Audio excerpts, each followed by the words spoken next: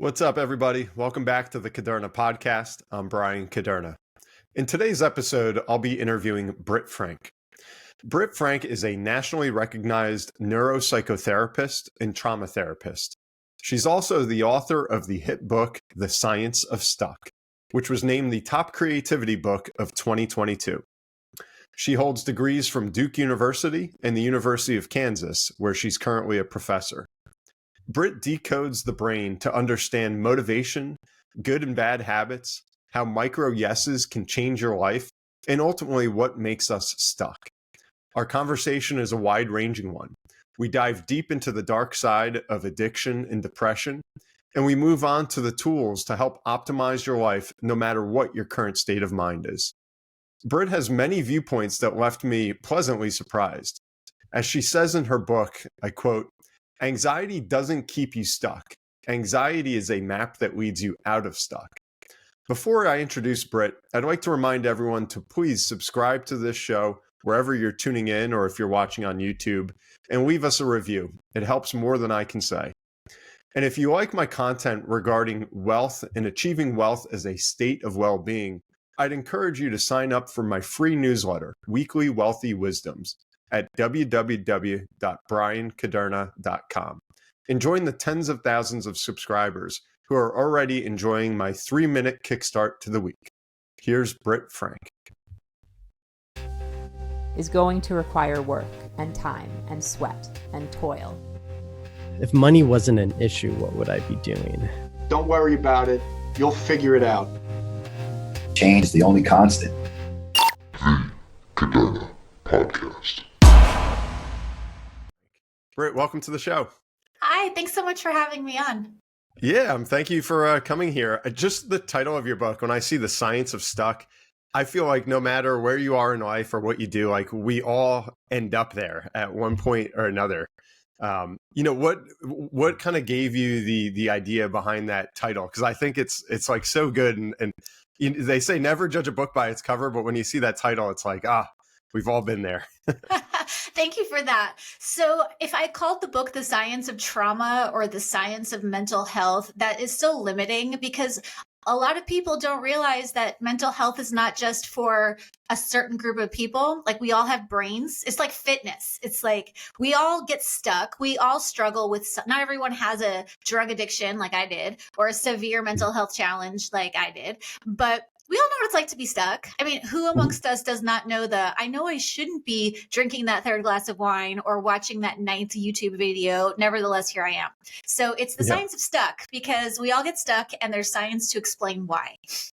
Yeah, and it's interesting. So, I mean, is this something you ever thought you would do? Like when you were growing up as a kid, I know you mentioned a little bit there, like that you did have some addiction problems that you had to work through and such. Did you always hope that someday you'd be on the opposite side of the table helping others? Or like, when did that click? Like, you know what, I'm going to get into figuring out how our brain works. It's so funny. So I grew up on Long Island, which was a strange place for my brain to try to orient and acclimate to. I actually didn't get into this business to help people, which sounds really bad. It's like, wait, you're in the helping profession. Don't you want to help people? And it's like, no, I'm actually not that altruistic. I was in the corporate world. I worked in advertising, and I was just so fascinated by what I learned doing my own therapy and learning about the brain and how our brain's brain, like everyone's different, obviously, but we all have the basic blueprints. And I just thought this was so cool. And all I wanted to do was read about, talk about, geek out about. And so I became a therapist more out of my own love of the work than my love of humanity. The fact that my work is helpful is a really fun bonus, but it wasn't the incenting factor. Got it. So it was almost kind of like driven, I don't want to say by like selfish intent, but you were trying to figure out yourself ultimately. Yeah. And selfish isn't always a bad thing, right? Selfish is bad when you don't care about other people. I mean, it wasn't like, I'm going to be a therapist and step on everyone along the way. It was, this work actually lights me up. And I think the world is served by people who are doing work that lights them up. Because generally speaking, if you're doing something that makes you feel like you're not going to be as big of an asshole as someone who is completely separated from their own sense of self. Yeah, that's a good point. And when do you think, like, as you hear so much about like mental health right now and trying to figure out, what triggers you, what calms you, there's just like this endless study that you can get into of figuring out your mind. Do you think there's a point where you can almost go too far? And it's almost like you get in your own head of like, like a great example maybe is like, I'm a golf fan, and you look at Tiger Woods when he was young and he came into the game at, 18, 19, 20 years old, he was lights out. And then everyone said like, this is the greatest player, the greatest like body for golf that ever existed. And then he was always wanting to get better and better and better and tweaking this, tweaking that. And before you know it, it was like his swing like fell apart for a period of time. And that's what everyone said. It's almost like if it's not broke, don't fix it. It's same with like our mind. Can you go too far of like trying to figure out yourself when sometimes maybe you need to just kind of like let things be? I think we're there. I think it is safe to say we have over-indexed. I appreciate that now people are talking about trauma and triggers and emotional intelligence and all of that. But we've gone from leave your problems at the door, just be stoic and grind, to fully over-indexing on everything is feelings. And, I do corporate keynotes. So in the business world, there's this trend towards managers need to be therapists and everyone should be in their feelings. And from a neuroscience perspective, that's not helpful and it's not necessary.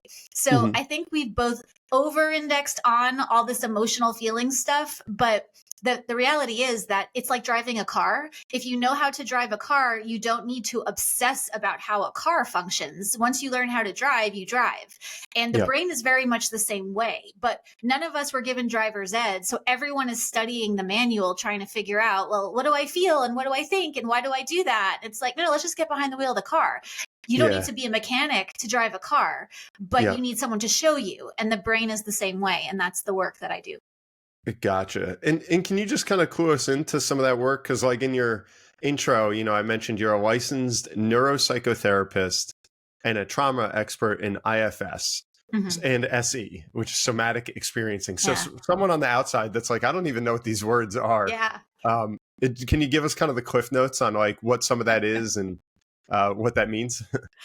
I used to work in marketing and advertising, and I wish people from that world would go to the therapy world and change these names, because it's like somatic experiencing. What the all neuropsychotherapist means is that I am a therapist with training in how the brain works. Now, a lot of people don't know this, and this is kind of shocking. I was shocked and horrified to discover you can become a licensed psychotherapist, but never, ever be required to learn how the brain works. Like, that is not a requirement. I know about the brain because neuropsychotherapy is a specific niche, but you can be a therapist and not know that you have a brain or how it works, which is something that's useful to know for people. Yeah, I would say so. And then like the somatic experiencing and internal family system. So is that kind of like a niche? I'm guessing that's kind of like family matters and disputes and things like that you get into? No. And here's what's cool about it, because it's the language is off-putting, but it's incredibly relevant for every human. So all somatic experiencing means is that your brain is attached to a body. Like, we don't walk around our lives in floating brains. Our body has a nervous system and it does things just like a car. Like, you don't think your way out of an empty tank of gas. You go to the gas station. So somatic experiencing just recognizes that your body does things in reaction to the environment, and it's helpful to know what that is. IFS, internal family systems, isn't about your actual family. It's about all the voices in your head. Like, we all have them, right? Voices that tell us like you need to power down your screen, or voices that tell us you need to really show up at work. But no one talks about the fact that having multiple voices in your head is not a disorder. That's just how brains brain. And IFS teaches people how to work with all those competing I tell people, think of all the voices in your head like a company. So you've got like your work team that's fighting with your family team. So the parts of you that want to be at the kids' soccer game are in direct conflict with the parts of you that really want to show up and kick ass at work. And there's a framework and a model for working with all the voices in your head. And that's what I'm trained in. Interesting. Yeah. And so can you kind of clue us into like if I was to sit down with you and you say, all right, you got all these different competing thoughts in your head, from kind of the family to the, like you said, to work, to relaxing, to go get more sleep. You're not sleeping enough, or don't sleep. You got more work to do. And just all this kind of mayhem. Like what is maybe like the process that you would take a patient through to say, all right, we're going to help you kind of reach like that optimal state, whatever that may be. Because I guess that's kind of the end goal is you're trying to figure out what's that patient's goal or, kind of definition of happiness and get them there. Is that kind of the path that you lead them along? Yeah, peak performance is a term that gets thrown around a lot, and it's really just for Mount Everest climbers or the Tiger Woods or the Michael Phelpses of the world. But really, every human is in charge of their life, and peak performance is something that will look different for everybody, but it's something that we all have available to us with the right training and the right coaching. So more so than I help people with their mental health, because I work with a lot of people that do not identify as having trauma or a mental health challenge. It's like, if you want to be optimized for peak human performance, you need to know how your gear works. And so that's my goal with every person that comes in my office is I don't care what you're into. It's not my job to tell you how to live. It's what does peak performance look for you? Now, someone with severe depression, peak performance might be get out of bed and don't die. As a drug addict, early recovery, peak performance was don't use crystal meth. But that shifts over time, and we get to change the settings and change what we want and change the metrics. And so peak performance isn't a state we hit, it's a phase, and we get to change it. And so when people come in, the first thing I start with is, guess what? Here's your brain. Here's how it works. All of the parts of you that you think are terrible actually have a function. It's like being the CEO of a company and you can't riff anyone. Like you're stuck with all of these voices. You can't fire them. If they were a sports team, you can't trade them. We have to learn how to optimize every part of yourself so they work together instead of fighting like, wild animals or children without parents. Yeah, that's a great way to look at it. So like if you did have someone like that, and even, I don't mean to pry, but even if you want to share some of your personal experience, let's say you have somebody that does have that severe addiction, where do you start? Are you trying to pull them away from the addiction and distract them with exercise or a new hobby? Or are you trying to confront it head on and just say, like, I don't care what you do, but like, you're not doing X, like where does that begin? Maybe, if only that worked. Like, addiction is a problem because you can't just stop. And as much as I could sit there with someone and chain them to their chair, there's a reason why addiction is as big of a problem as it is. And so the first thing, and I have had severe addictions to multiple different things. So it's helpful to know, and it's really important to start with, again, this isn't about excusing suboptimal behavior. It's about, we want to get better, which means we have to start with something better than you should just stop doing that. Addiction is functional. It is not a sign of moral weakness or personal failure. It's functional. Addiction does a job. What is the job of addiction? To protect people from something they don't want to deal with, whether it's a trauma or a relationship that's not working or a life that they don't like. And again, you don't have to have a severe mental illness to have an addiction. Lots of people do things to a degree that is not healthy for them. But we need to start with what is not why are you addicted? It's what job is your addiction doing? Do you hate your marriage? Do you hate your job? Are your finances a mess and you need to look at them? Did something happen when you were a kid? Like whatever, did someone die and you said you're fine, but here we are on your, fifth bottle of Chardonnay of the day. So we have to start with what is the function of this behavior? Because all behavior is not acceptable, but all behavior is functional. And if you don't identify the function, you're not going to make a change sustainably. Okay. And then along those lines of addiction, like you often hear, oh, it's a disease. And then it seems like there's these arguments about it, like, oh, stop with these BS excuses. And then like sometimes me just saying that, like I could be crucified. I get shamed. Like, how dare you say something like that? Yeah. It is a disease. It's not their fault. And it's like when you take these two different stances, it's like, well, how do you move forward when one is saying one thing and the other saying the other thing, and they're speaking as if it's just pure science, that there's no ifs, ands, or buts about it. Can you comment on that, on just kind of that thought? Yeah. And there is an entire body of work that is hell-bent on saying addiction is a disease. So, okay, well, as somebody with an addiction and as someone with a mental health challenge, I do not subscribe to the disease model. And I'll tell you a story and then you tell me. I put this in the book. Okay. When I worked as a therapist in inpatient rehab, I had a client and he grew up in small, like Midwestern town. He grew up with a happy family. There were no problems. There was no abuse. There was no trauma. He went to church every Sunday and he volunteered and was an Eagle Scout and played football. And then when he was in college, he tore his ACL and he was prescribed opiates. He was prescribed Vicodin. Now, we know now, right? Hello, opiate crisis. Opiates are incredibly addicting. His doctor did not tell him that. So before he knew it, he had this incredibly high level opiate addiction. And opiates are expensive and they're hard to get. But opiates are heroin, and it's a lot cheaper to get heroin on the street. So here is this kid who never had any problem, is now addicted to opiates, doesn't know what's happening to him, is too embarrassed or ashamed to tell anyone. Then before you know it, he's doing heroin, and then he ends up in my office. Does that kid have a disease? Would you call it that? I'm like, that's not a disease. That's an environmental situation that contributed to his addiction. Doesn't mean it's okay. That's the other thing that drives me a little like bananas. An explanation is not a synonym for an excuse. I can explain any behavior, but that doesn't mean it's okay. But addiction as a disease is so limited. Is addiction a disease in some cases for some people? Sure, humans are complex. But I have been in this world long enough that I can tell you my addiction wasn't a disease and neither was that kid's. And neither is anybody who I've treated. If you look at them up close, their addictions do make sense in context. Again, it's not an excuse, but I don't like the disease model because it takes away the reality of environment and stressors. And that kid was going to be a heroin addict if no one told him opiates are addicting and then like filled him up with them. Yeah. Right?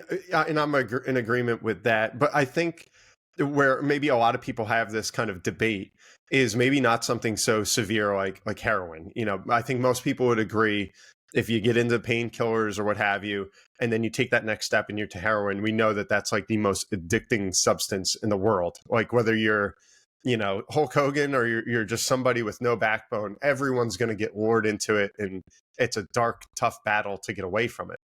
But what about something that's kind of more commonplace like alcoholism?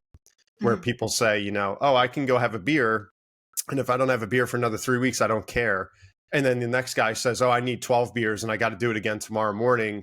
But like, don't get mad at me because alcoholism is a disease.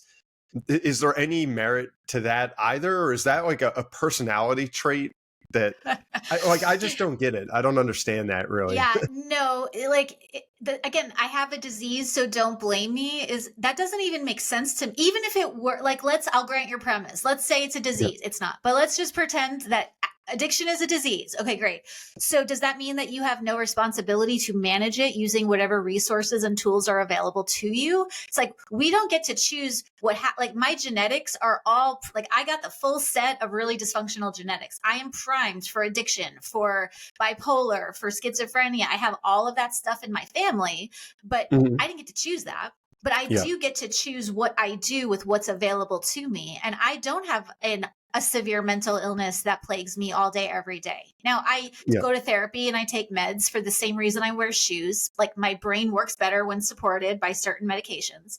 But no, the disease thing is not an excuse. And I know that guy. I was that guy. Well, I just have a disease. It's not my fault. This idea that it's a disease is a way of bypassing the reality. Now, the guy that says that, if you get him into therapy, eventually you're going to find out that more so than a dysfunctional relationship with a chemical, that guy has a dysfunctional relationship with truth. It's like, yeah, bro, what's actually bugging you here? Like, I've never seen someone with an addiction that did not have a pain point that did not need to be addressed. When you address the pain, the addiction is no longer as needed, and then it goes away.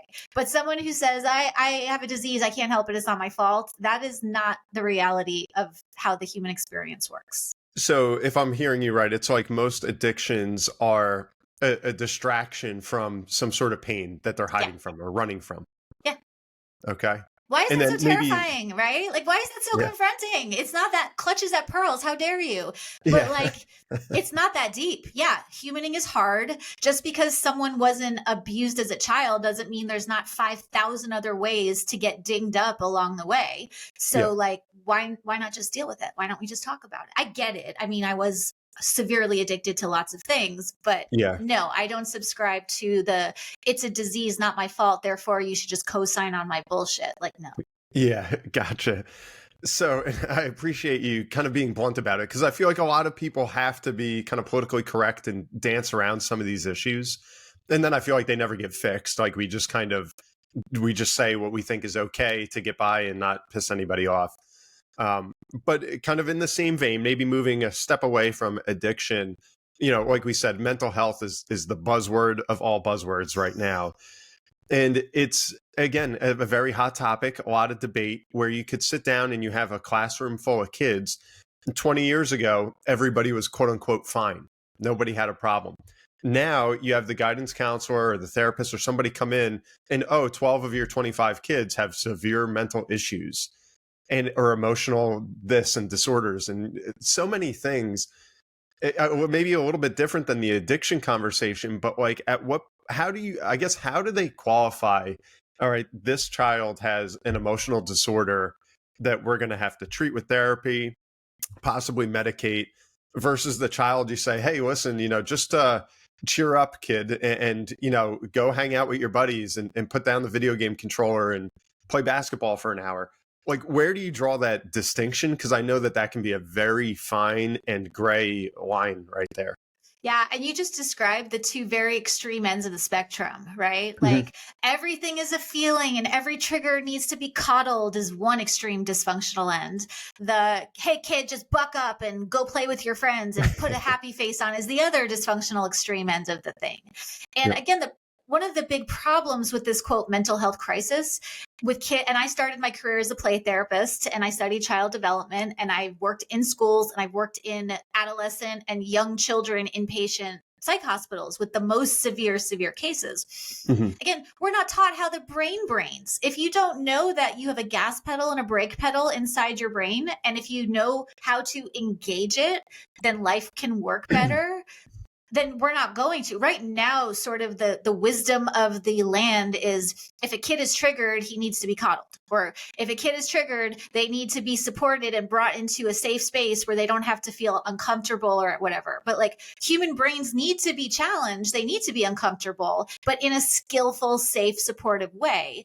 A lot of parents do the best they can, but they don't know what that means. A lot of teachers do the best they can. Teachers now more so are being trained into what this actually means. But it's neither ignore nor coddle. There's a middle path that is complicated and no one wants to take the time or the money to learn it. Not no one, I shouldn't say that. It's not as available to people. And, but yeah, neither one of those is the thing. It's, hey, little Jimmy, here's how your brain works. And you are actually able to be in charge of it. There's nothing more powerful to a child. And I say this as the therapist of many, many hundreds of children. When they learn, I have agency. Wow. It's not just, I have a bad feeling, someone fix me. It's, oh, wow, I have choices here. And whether you have a 5-year-old who's been abused or a 35-year-old who can't put down the Zelda controller, knowing that you have choices allows your brain to do what your brain needs to do in order to execute those choices into actions, into changes, into more optimized living. The process is the same. It's you have choices, you have agency to whatever degree you have resources and access and safety. Like some people with no money and no access to help in a really impoverished environment with shootings every day, they don't have a disease. They have a oppressive environment. Big difference. Yeah. And where do you think, like, you maybe have your finger more on the pulse, certainly, than I do on this subject, but from the outside looking in, you turn on the news every night.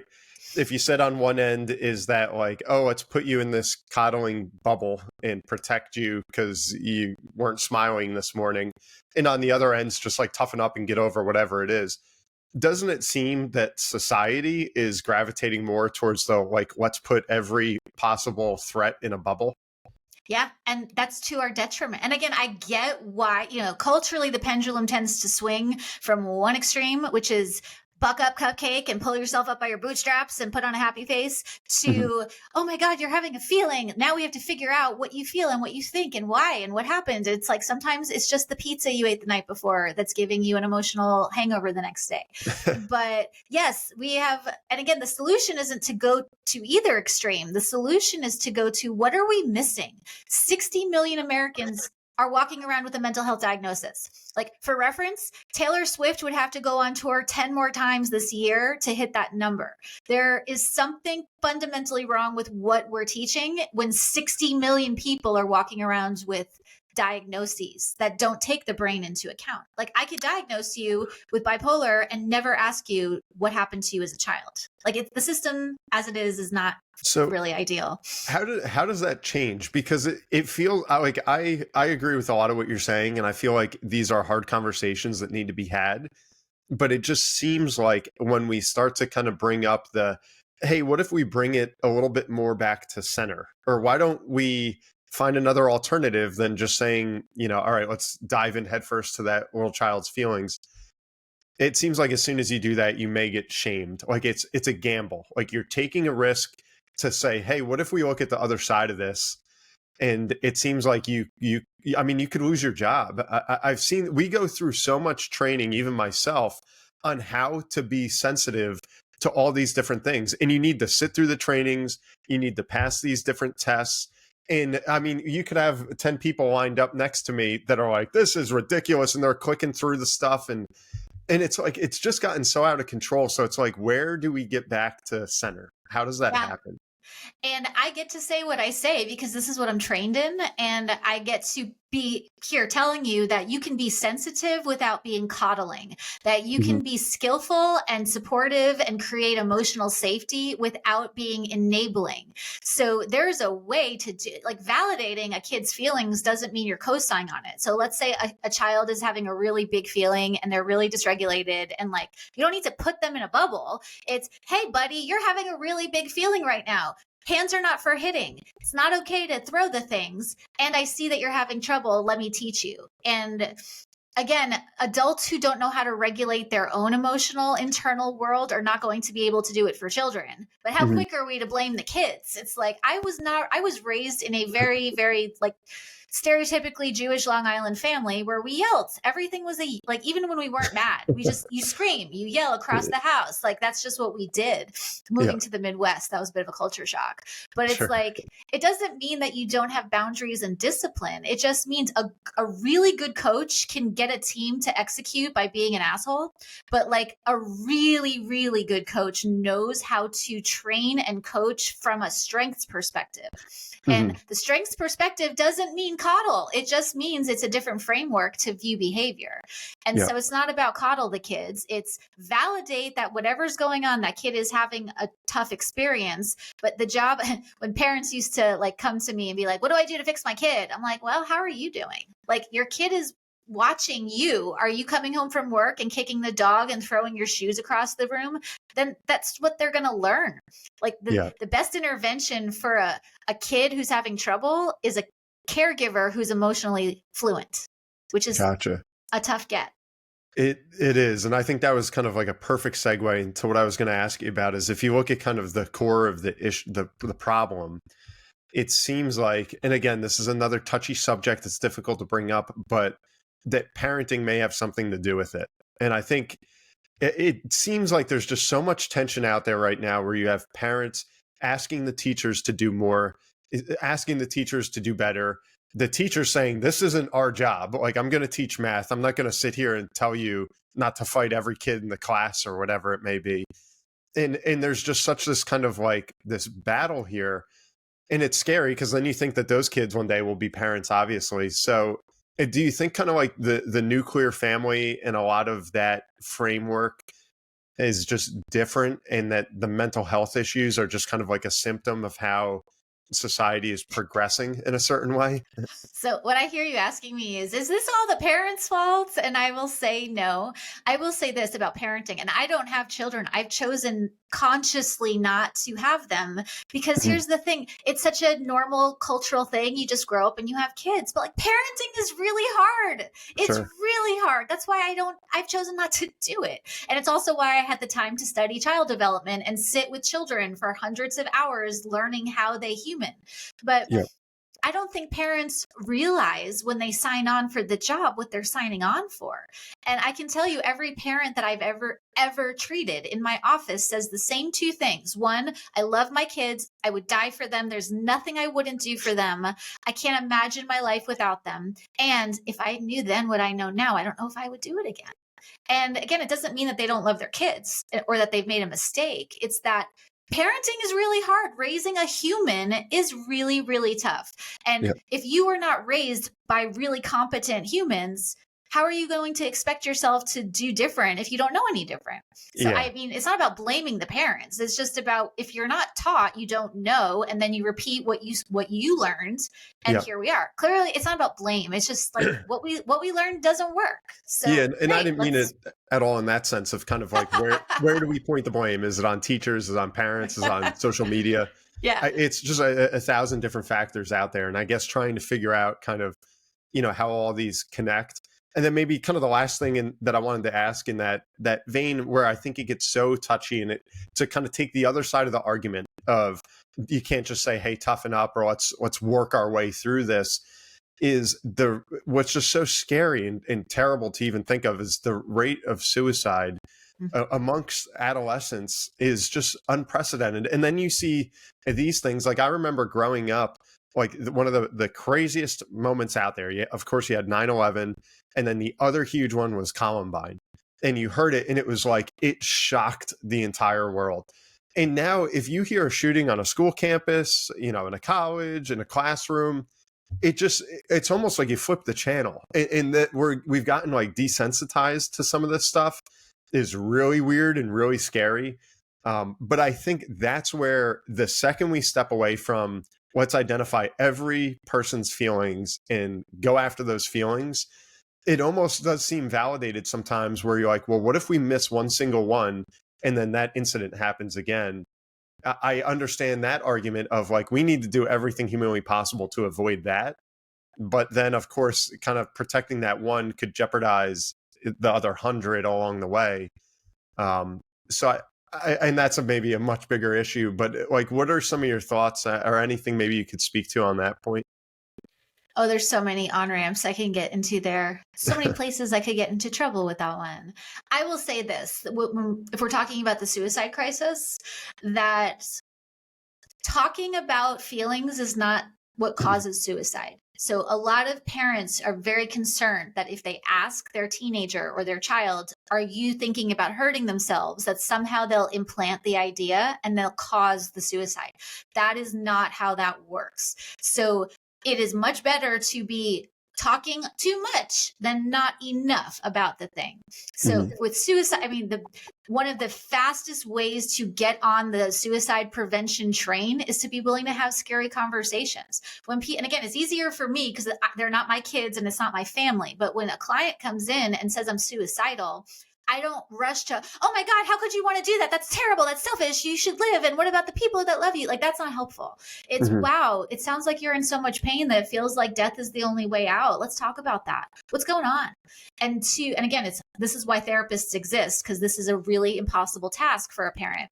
But we want to be able to get curious. No one comes to I want to die, or I'm going to do meth, or I'm going to whatever out of nowhere. It doesn't happen out of nowhere, and it doesn't happen overnight. And so being willing to sit in the muck of uncomfortable conversations is important. And that's where feelings literacy does matter. And that's where being able not to encourage and coddle and enable the feelings, but to know what to do with them. When someone comes to me suicidal, at this point, now 10, 15 years in, I don't panic, but I used to. But now I understand, it's not you. There's a part of you. Like, again, this goes into there's parts and voices in our heads. Of all of the different parts of your system, One of them thinks the only way out is death. So let's maybe come up with some other strategies and solutions so that death isn't the only option.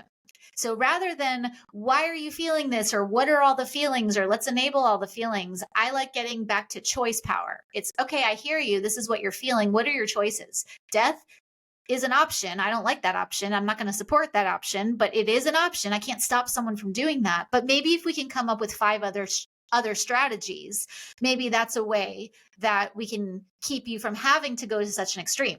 Like suicide is a very permanent solution to what is usually a temporary situation. So think of it, again, it's taking business logic and applying it to these mental health challenges. Like, let's do an inventory. Death is an option, but what else is on the table? And often suicidal people aren't able to see that they have multiple choices. And so let's create more choices so we have more options. So death and addiction are not the go-tos. Got it. Got it. Interesting. And I guess looking at some of those options or those quote unquote go-tos, it seems like, and again, this is kind of my semi-educated opinion on the issue, or insight. It seems like lots of times it may be faith or it may be exercise. That I've seen a lot of people that have, at least that I've run into, that have had an addiction or they did have dark depression that could have gone the wrong way. That outlet, they found God, or they became very faithful, or they became like an athletic nut where they were just in the gym like 2 hours a day, or they're running marathons. It seems like those seem to be two very, very popular outlets when people have their backs against the wall.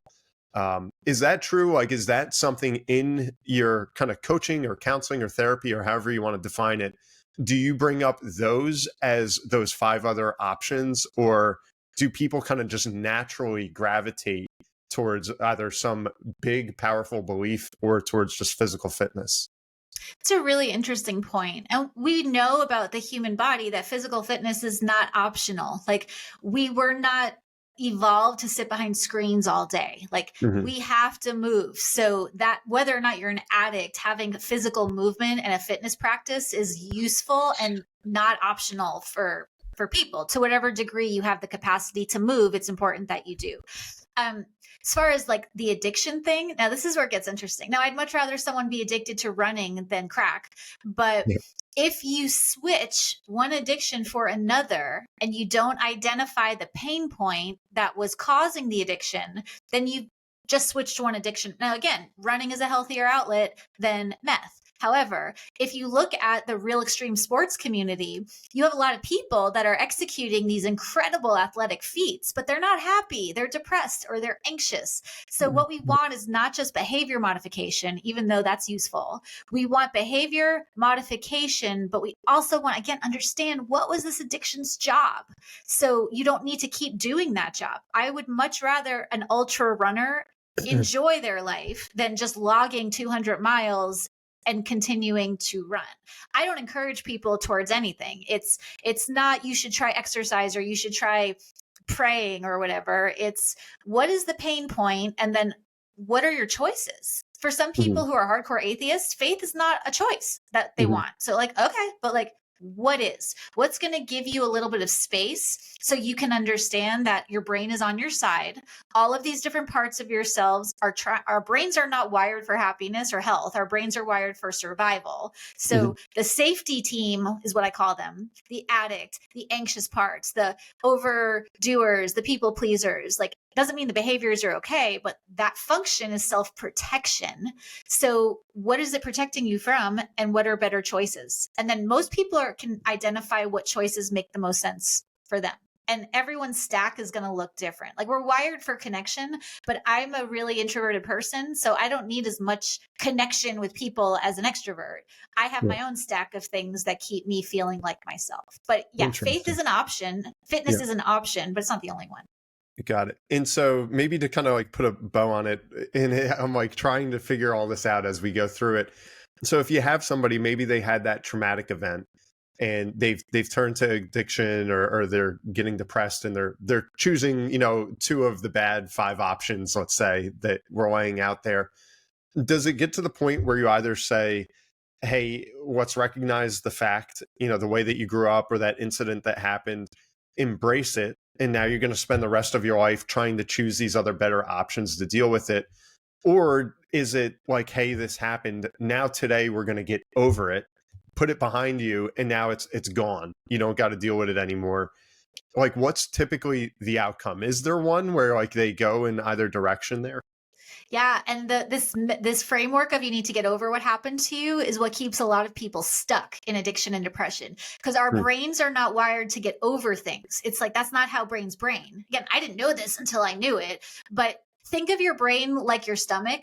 You don't need to get over things, but you need to digest them and you need to metabolize them. A lot of us are walking around with like giant chunks of T-bone lodged in our esophagus. And we need to be able to break down these experiences, digest them, and metabolize them. And that's the work that I do. So it's helpful to know you don't have to get over what happened to you. You can't. Like, what happened to me happens. I can't get over it any more than I can get over needing to breathe. It's like, it happened. I can't make it happen. So the goal isn't to get over it. It's to metabolize it in my system, where now it's a memory that's stored in the back of my head. It's not constantly pushing on me, causing me to be triggered all of the time and feel these things. People are very comforted by the science. It's like, you don't have to get over it. The reason you can't get over it is because you're not supposed to, but you can metabolize it. And here's how. Got it. Yeah, that's really interesting. I appreciate you kind of sharing all that. And I know we spent some extra time maybe on the addiction mental health thing, but I think it's just so important, and it's kind of like a microcosm of, or an exaggeration of what everybody's dealing with to some extent, of kind of the good and the bad that goes on in their head. Yeah. And I'll tell you, and this is a bold statement, and obviously this is not my disclaimer, so I don't get angry DMs when you air this. Not for every single person in every single situation. Like, we need to nuance this. But generally speaking, one of the biggest ways to help depression is grief. That sounds really backwards, but like, the solution to depression is grief. Because what is depression? Depression is this, my system is totally locked down, because if I come up out of this depression, there's going to be some things that are not changeable, that things that I like after, I'm an assault survivor. So after my assault, my system went into a depression. Why? Because if I came out of that depression and felt all my feelings, I would have to feel all that crap that came along with feelings of powerlessness and helplessness. And, where could I have done something differently? But the solution to depression isn't happiness. The solution to depression is being able to grieve without your system going like haywire. With addiction, one of the biggest solutions to addiction is truth. It's like, what is real here? What's the thing that you know? And whether or not you have a drug addiction, everyone has something that they know that they really wish wasn't true. It could be something that's true about themselves, about their family, about their life, about their choices. Whatever that little thing is that you wish wasn't true, but you know deep down is true, let's just deal with it, because then you don't need to outrun it. Anytime you don't need to outrun something, addiction becomes less necessary and less functional. When you're able to grieve something, depression becomes less functional and less necessary. And again, I'm not saying severe depression isn't real. It is real. I have it. I've had it my whole life. But being able to grieve without your system going into fight, flight, freeze is one of the fastest ways to address depression. But it's hard, and it's a process, and it takes time and skill. Got it. Thank you. No, that was great. And so to kind of move back to some of the study of your book, again, which is called The Science of Stuck.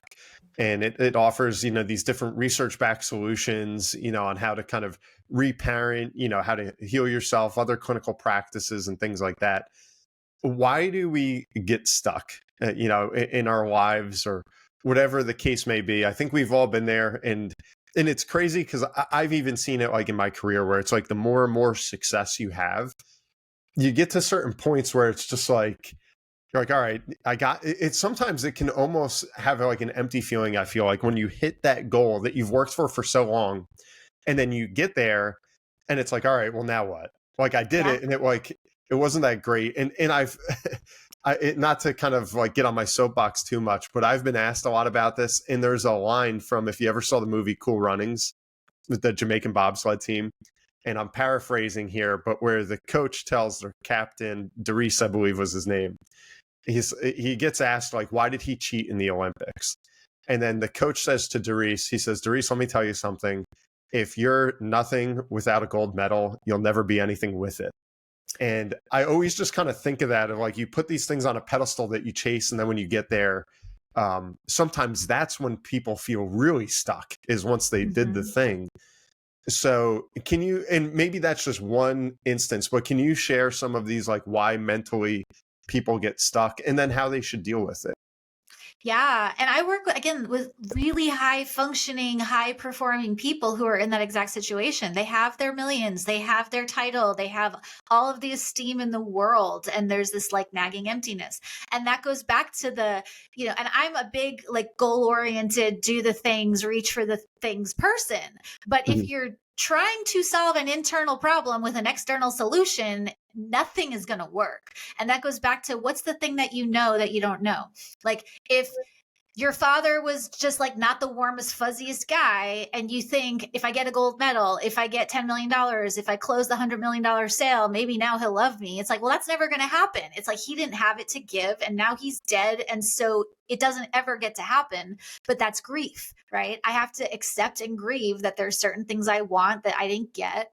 I'm never going to get them. And then my accomplishments will never scratch that itch. But once you address that truth, then you're free to enjoy your accomplishments.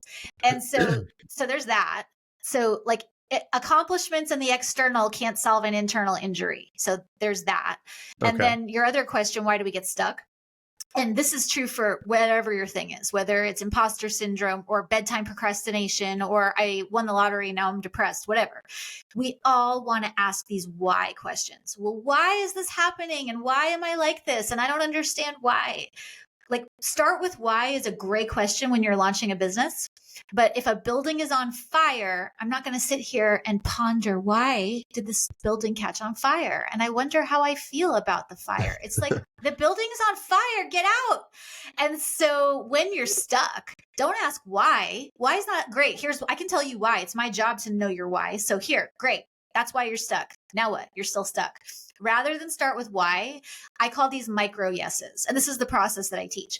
Like, forget about why right now, but what are 3 micro yeses that are available to you? Okay, what's a micro yes? A micro yes it's not even a baby step. It is the smallest possible thing that you can say yes to right now in the next 30 seconds. Not next week, not after you buy the gear, not after you have the special pens. It's like, what can you say yes to right now?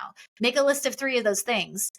Okay, of those 3, what are you willing to do? Stuck turns into unstuck the second you're willing to say yes to anything at any degree, at any pace. So the pace you start at isn't the pace you're going to stay at, but start by saying yes to something easy that'll build the dopamine that you need to keep moving and say yes to the harder things. But the solution to being stuck is say yes to something.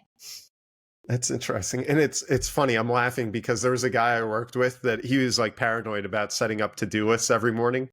And then one of the top things he wrote on there was to set up a to-do list. So it's like, as soon as he did that, he was checking the box and he's like, all right, I'm going. Like I got my first check. And it's kind of like that. Yeah, I guess you build your momentum, from scratch.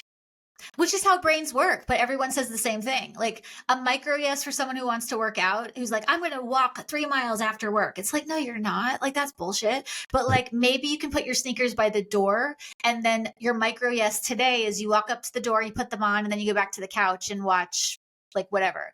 But everyone's like, well, how am I supposed to get anywhere if I'm doing these dumb little stupid tiny things? I'm like, that's how your brain brains. You're going to get a lot faster where you want to go by micro yesing rather than trying to take a step that's too big, getting brain indigestion and then getting stuck, and then you beat yourself up. So like micro yeses, that's how you digest whatever it is you want to do.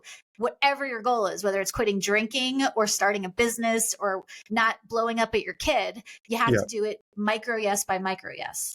But just to follow up on some of what you said. So I know you mentioned like you're doing these things, whether it's putting your sneakers on to go for a walk or you're starting that business or whatever those things are. Those are all external solutions, which you said the external solutions aren't going to get you there to the internal problem. Correct. But aren't they always tied together? Because I feel like if you cut out all the external solutions and say, okay, don't pay mind to those, look like within yourself. The only time you like truly do that is if you go all the way to becoming like a monk that is going to sit at the top of the mountain and meditate from sunup to sundown. Yeah, maybe they control themselves, but externally it's like, where's their impact or where's their action? Yeah. So isn't there kind of a I guess, kind of like a give and take of kind of like within me, but then the world that I'm actually a part of? It's such a great question. And you're right. Like the external rewards don't solve the internal problem, but you have to understand how I have a dear friend who's an ultra marathon runner, and her name's Nicole Whiting, and she's a coach. She's somatically trained. She's brilliant. And she always says, as far as running really long runs, you don't solve a mile 42 problem at mile 1. So like, why am I feeling this? Let's get introspective is not a starting gate question. Like that is not a problem you want to deal with at this. Like if someone's quitting a drug or whatever, why do you feel the way you feel is not a good question when you're starting. When you're stuck on your couch and you're procrastinating your to-do list, not a good time to ask what's going on inside. The first 5 miles of whatever your thing is needs to be choices and action. Then once we get your brain out of lockdown and you've got some momentum, then at like mile 9, now we can go inside and figure out what's going on. But everyone wants to start with the inside work at the beginning, and that doesn't work. Or go, like I am the monk on the mountain. I'm like, no, you need to get off the damn couch. Like, don't worry about what you're thinking and what you're feeling now, but we are going to get there once you get momentum. So we need momentum first, introspection second. Got it. Interesting. And then kind of moving along this, discovering thyself, if you will, I want to talk about anxiety. So it was something that, and this sounds very, very naive, but like I honestly, until I was probably 22 years old, I didn't even know really the word anxiety. I didn't know what it was. I didn't hear anyone ever really say it.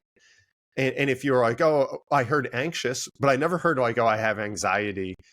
Now it's everywhere. If kids have friends over the house, it's like, oh, we got this. I'm dealing with so much anxiety. And I'm like, at 13, like what like tell me, like, so can you define what exactly is anxiety? It seems to be plaguing our country in particular. And how do you deal with it? So anxiety is so misunderstood, and it's used to mean lots of different things. Like, I'm anxious about work. No, you're not. You're afraid that you're going to get fired. That's not anxiety. That's like you messed up at work and now you're afraid you're going to get fired. That's a fear. So we're so emotionally not fluent that we don't know that anxiety is not the same thing as fear. Anxiety is just the sense that something is going to go wrong, but it's not tied to anything. It's like a free floating sense of something is going to go wrong, but I don't know what or where or whatever. If there's a specific thing it's tied to, that's fear. So like, okay, you're afraid of getting fired. Great. Now we can get into strategies. What are your choices? Can you, can you offer to do this? Or can you have a conversation about that? If you get fired, can you talk to a headhunter or a recruiter? So what we want to do is take this idea, anxiety is this thing that attacks us. All anxiety is your brain's gas pedal engaging because it thinks something bad is going to happen. Anxiety is like the smoke alarm of your brain. It doesn't attack you. It's just like if I took my car to the mechanic because my check engine light went on, the mechanic is not going to say, well, your check engine light is on, so clearly you have check engine light disorder. But that's what we do with anxiety. Anxiety is just the light. It's not the problem. It's a problem because it's not fun. I don't like it either. But like anxiety is an indicator light. It's not the problem. It's pointing to the problem. But all of us learned, oh, my check engine light is on, therefore I have check engine light disease. It's like, no, that's a fundamental misunderstanding of what anxiety is in the brain and what its function is. Anxiety's function is self-protective. And do you think it's a word that's just thrown around too much? That I hear anxiety from people that are on the brink of losing it. And then I hear anxiety from a kid that just doesn't want to go do their homework. It just seems like it's like another one of these buzzwords that everybody's adopted. And it's like, it's okay to say. It's a safe word. You can throw it out there as soon as you do. Like, all right, everybody step away. Like, let's give them a minute. I don't know. It's just kind of, I think it's getting like used in the wrong sense. I mean, you can, like the kid who doesn't want to do their homework, like, I'm not here to say that kid, because of their family and they're getting whatever, like maybe that kid is feeling anxious. So like, okay. But again, it's not an excuse. And that's where I think I'm hearing you go. It's like, oh, he's anxious. Therefore, like the check engine light is on, just leave it on. Like, I don't know why I'm in all these car metaphors. I'm not a big car person, but they work. Yeah. If my car runs out of gas, and I'm sitting on the side of the road, I'm not going to say I have out of gas disease, nor am I going to say, well, I guess this is just the way it is. I have no gas, therefore the car just sucks. It's like, get the car to the gas station and fill up the damn car. Like, I will help you push. If the kid is anxious, like, fine. Like, all right, kid, you're anxious. Tell me, where do you feel that in your body? Because anxiety is not in your mind, it's in your body. Okay, you're feeling a tight chest and your palms are really sweaty and your muscles are really stiff and you feel like you're going to throw up. Okay, great. So like, what do you think your body needs from you right now? Does it need to move? Does it need to run? Does it need to push? Does it need to step away from the screen? Like, if your body could talk, what would it say? What would it need? And then it goes right back to, what are your choices? What are your micro yeses? And of those, what can you say yes to? Because that's what helps dial down the check engine light turns off once you address the problem. So does anxiety. Yeah. And I feel like there's varying degrees of anxiety that maybe we don't kind of dive as deep as the severity of it. And there's a good point to it too. It's almost like, I would imagine there's a part of that it pushes you to go do you're either going to run away from it or you're going to go do that thing. And when you do it, usually that relieves that anxiety or that worry when it's actually behind you, not just beside you. So is that a motivator of sense? Like, should people be taught like, hey, embrace it? Like, as soon as you get that anxious feeling, I was taught when I was just getting started in my business and you're building this financial practice. I had a mentor, and I'll use polite words here. He said, every single day in this business, you want to get to Wussy Junction. And it should be this fork in the road where you're going to say, okay, I'm either giving up and going this way, or I'm going head on and I'm going to do it. And he said, you should get there every single day. And if you do, that means that you're growing your practice, you're going to the next level, and every little hurdle that then you kind of overcome, your business is just going to get bigger and bigger, and you're going to deal with higher quality, more exciting, successful people. And so I kind of saw that because it was early on, you were afraid to make that call, or you had this big meeting and it was like, oh my gosh, I don't know if I'm ready. Like, I haven't done this before. I haven't had this conversation before. And I always remembered him saying that, like, okay, well, it's a good thing. Now I know I'm in the right meeting, or I'm about to make the right call, because I'm having that nervous feeling, those butterflies. So shouldn't we also teach that too? Like, yeah, you had a very, very wise mentor, because this expectation that we're supposed to feel safe and comfortable in every situation is doing us all in. Like, if you think about, how do you build muscle strength, right? If you go to the gym, you're going to be sore, because we all know that in order to grow muscles, you have to tear the fibers so they repair and grow stronger. Mm-hmm. No one bats an eye when they're doing leg day and their legs are on fire and they feel like crap, because we know that's the process. But if you're sitting in front of your phone, oh my God, I can't make this call, or about to lead a meeting that you feel like you have no business being in, we have this expectation that we're supposed to feel good, and we're supposed to feel empowered, and we're supposed to feel motivated. It's like, you don't need to feel anything. You're supposed to feel crappy when you grow. That's how growth works. Like, if you look at nature, fertilizer is in fact like, it's shit, and that's how things grow. Muscles grow from being torn. So why do we think personal growth should be the sunshine and ponies and daisies process where we feel good all the time? So part of it is the expectation that making good decisions feels terrible. So that's important to remember.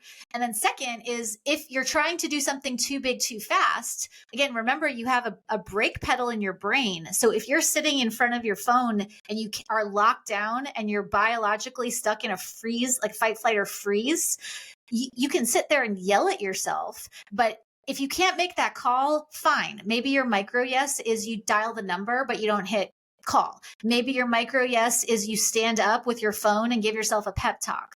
But if you can't do the thing you want to do, break it down into smaller bite-sized pieces. And again, find your way to a yes. Your brain changes when you say yes to things. So if you can't do your thing, find a smaller version of your thing and then do that and keep going. And that's how you do it.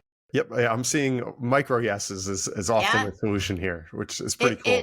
It's annoying how stupidly, I spent how many hundreds of thousands of dollars in therapy and graduate school just to do things on a microscopic yes basis, and you'll get where you want to go. It's like, yeah, it is that stupid and it is that simple, unfortunately. That's awesome though, that we could all do it.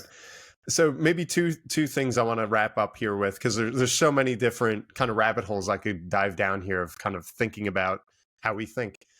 So I want to ask you about routine. Like I've had periods of my career over the past 15 years where I feel like having a daily routine has been a godsend, and it simplifies things. I just show up, I get to the office, and I do X, Y, and Z. And my day is almost like on autopilot where I'm like this machine within it. And then when COVID happened and I pivoted from really working in an office to doing much more remote work, my routine completely changed and I became more spontaneous. And I saw pros and cons to the fixed routine and pros and cons to kind of the spontaneity. For just the average Joe out there, no matter what occupation they're in, do you have comments one way or the other? Should there be a blend of the two? Is one better than the other one as far as kind of a lifestyle? As far as spontaneity versus routine? Yes. So if your life is working for you and you're spontaneous and you don't have a problem with that, then like, I'm not here to tell you have to have routine.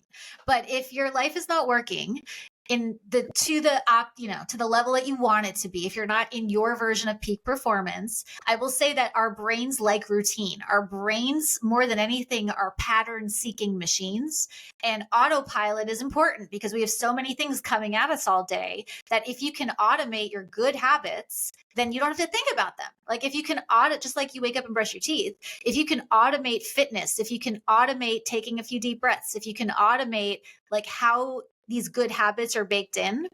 James Clear calls it habit stacking. He wrote Atomic Habits. Like if you can automate all the good stuff that you want to do, then you don't have to think about it and you don't have to fight with yourself, and all the voices in your head aren't going to argue with each other. So I'm a big advocate of your brains on patterns. So create the patterns that are going to set you up for success. Now, if your life is not working, then we probably want to look at your routines, assess them, especially with the switch to hybrid and work from home. Your brain doesn't know anymore when you're at work or when you're home because you're just like home all the time. So that's a terrible thing to get your brain accustomed to because it doesn't know how to shift. So working in different clothes, working in a different room, working in a different environment where there's a clear line between work and home will help your brain downshift out of like work state into home state, because our brains do need to shift. And it's not, again, the car metaphor. Our brains are not automatic. You can't just like pump the brakes and slow down. You need to like shift up and down. The reason Friday afternoon everyone freaks out is because you've been in fifth gear going 90 miles an hour and now you expect yourself to be in first gear going 20 and just chilling. It doesn't work like that. We have to shift, and routines are a way that we can shift. Got it. Thank you. That was very interesting. And maybe to wrap up here, one of the things when I came out with my book this year, it's called What Should I Do with My Money? I talk about wealth, not as just in the monetary sense. I look at the old English, the etymology. It was the old English word weal, which just means well-being. And so everything I do, I always try and talk about well-being, looking at the whole context. And so I will give credit to the CIA actually came up with this idea of kind of these human motivators that we have that they call chasing the mice, which is money, ideology, compromise, and ego. So when I started writing my book, that was kind of the angle. I looked at every economic issue from those four lenses of what's the monetary impact, the ideology motivator, compromise, and then ego. So I always like when I have different professionals here on the show to kind of get their take on those four triggers, those four motivators, whatever you want to call them, what they mean to you. So if you don't mind sharing, with us and all of our viewers and listeners, can you tell us first off, what does money mean in your life? Oh, that's such a great question. I love that mice thing. That's cool. I hadn't heard of that. So, the way I see it, and I'm not a financial expert, but I use money because we live in a place where it's important. Money is energy, right? It's a vehicle. It's a tool. It's not inherently evil. It's not inherently good. It's fuel, like fire, right? Fire can be used to cook your food and warm your house and make you feel cozy, or a fire can burn your life down. And so we all have these very, very strong ingrained scripts and stories about money that are very largely unconsciously informing our decisions. Like my financial advisor told me, I interviewed him for my book, my second book. And he's like, financial decisions require the most logic, but most people make financial decisions from the most emotional part of their brain. Mhm. And so understanding that your brain is not just logic, but you have, again, like the parts of yourself. You have a team that's responsible for logic, and you have a team responsible for emotional feelings and all that stuff. When you're making money decisions, it's helpful to sit down and ask yourself, which parts of myself have a story about this decision? If I'm buying a house, which makes no financial sense for me, is it because my feelings parts feel like having a house means I've made it, and then maybe I'll be accepted by my peers or whatever?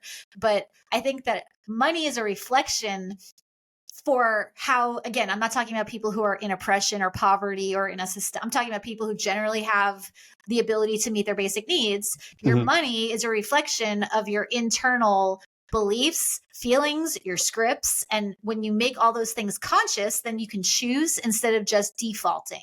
Like, I don't default to how I was raised about money because those ingrained beliefs don't serve me. So I had to do some work on what did I learn and what did I see from my father and what did I see from my mother? And do I choose, again, back to choice, is this choice working for me, or do I need to maybe come up with something different? So Got it. money is not this neutral thing inside of us. It is neutral until we attach our stories to it. So it's helpful if you're going to change your money stories to know what they are. Got it. Perfect. So that's M, that's money. And then for I, ideology, what would be your ideology or your principle, your guiding belief, your North Star, however you want to call that? Truth over everything else.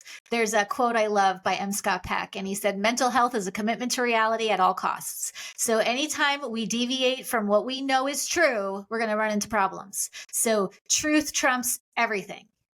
Awesome. And then C, compromise.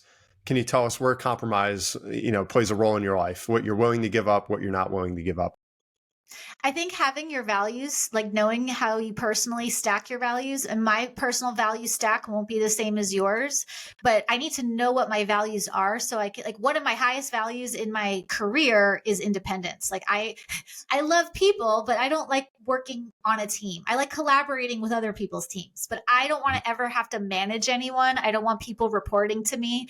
And so when someone presents me with a business opportunity, I need to know that my highest value is independence. Otherwise, I'll say yes to things, even if they seem good on paper, that aren't going to work and are going to be incredibly high conflict. So I need to know what I value in order to inform my decisions.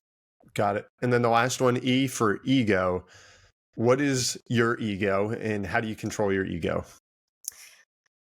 That is a question. So, God, like, do you mean like what is ego in general, or like what does the voice of my ego say? Yeah, Or to you, like if you don't mind, like what role does that play in your life of placating your own ego? yeah. So there's all of these like meta frameworks about killing your ego, and you need to like destroy your ego. It's like your ego is just a team of parts that are worried about cultural norms and acceptance and belonging. And if your ego runs the show, your life's not going to work. But we do need our ego. Like when I showed up for this podcast, my ego is like, oh, this is like a financial podcast. So maybe don't wear a baseball hat and like, look like crap and whatever. Like maybe look more professional. That's an ego decision, and it's not a bad one. Our ego needs to be a consultant and an advisor in our life, not the CEO or the people making the choices. Ego is important as a voice, not good as a driver. Got it. I think that was perfect. Yeah, as a consultant, not the CEO. And that's why it is just one letter that makes up mice. So this was great, Britt. You gave us, I think, so much to chew on here. There's so much more I could ask you about, but that's where I would just turn people towards your new book. Again, The Science of Stuck. Go check it out. And thank you for the time. This was a great conversation. Thanks for having me on. Yep. All right, everyone. Thank you for tuning in to another episode of the Caderna podcast. Please leave us a review wherever it is that you're watching or listening. Go tell a friend and spread the good word, and we will see you next time.